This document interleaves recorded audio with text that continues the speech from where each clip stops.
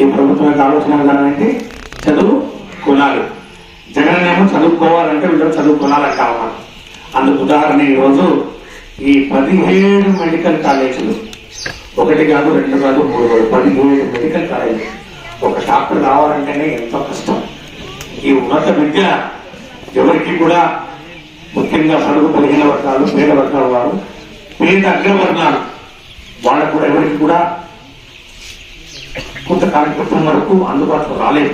ఎందుకంటే పిల్లల్ని పరిచయం చదివించుకోవాలంటే ఆస్తులు అమ్ముకోవాలి.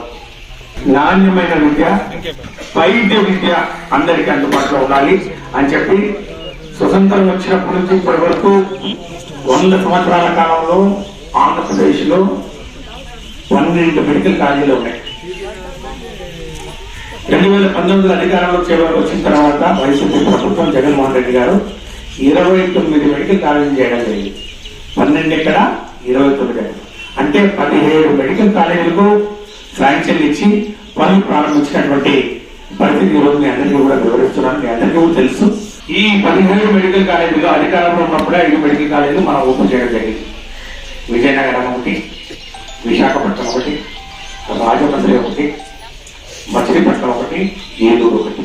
5 కాలేజీలు మెడికల్ కాలేజీలు ఓపెన్ చేయడం. మెడికల్ కాలేజ్ వచ్చిందంటే దానితో అనుబంధంగా హాస్పిటల్ వస్తుంది.